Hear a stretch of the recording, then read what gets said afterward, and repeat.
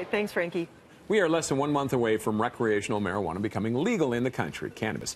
But new data shows that the majority of Canadians, that's 58%, don't actually know where to buy cannabis products. With some insight into this data, we're joined by Matei Olaru, CEO of the cannabis resource company LiftCo. Let's talk about some of those interesting survey findings. 58%, the majority, say they have no idea where they would purchase marijuana. A whole 58%. Yeah. So for us, we're an education and data company, and we often will survey the market to kind of get a pulse on where things are going. And we found that 58% of Canadians across the country, less than a month now before legalization, don't actually know where to go when it comes time to buy.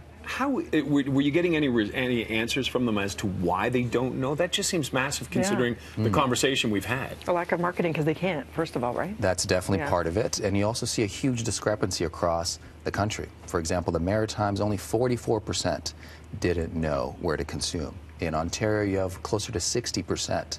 And we think one of the reasons behind that is Ontario recently had a big switch.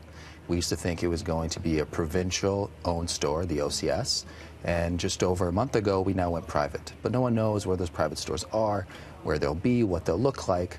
But in the Maritimes, coincidentally, where we're also training the government with Mad Canada there, they have 44%. It's been much more well known that they will have public sector stores, what they'll look like, and what they'll be called. So where do people find more information then? Because most of them will be brick and mortar stores and there won't be the marketing behind them to locate them. Correct. And the marketing has a very much salesy connotation. In the scheme of a new industry, marketing is about education.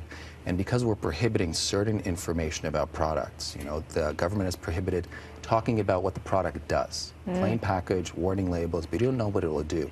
So it is a lot of self-research. You know, on our platform, Lift.co, we have tens of thousands of reviews written by real Canadians consuming these products and saying things about their efficacy, their duration, and effects, and surrounding that with content about the category, what it does, and kind of what to look for. So it will be a lot of online research, and Lift.co is a great resource to start with.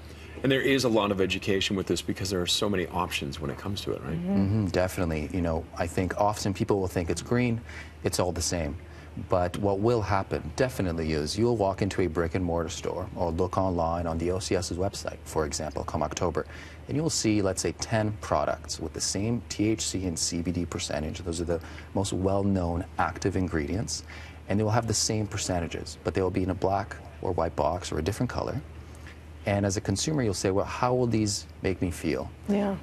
They might look the same on the box, they might sound the same, but there can be a night and day difference and some very subtle differences between those products. And you're essentially looking to purchase blind.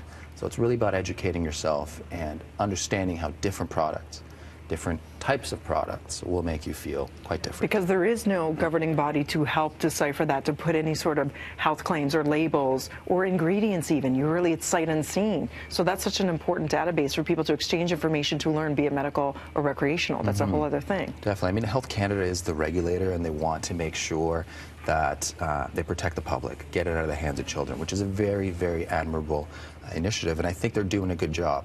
But in pursuit of that, they're creating an information gap.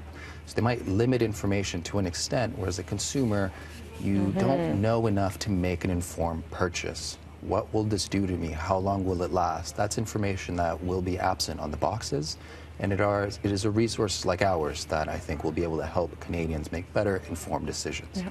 Okay. Matei, thank you very much for joining us today. And we will continue to bring you the latest developments and all you need to know ahead of legalization on October 17th.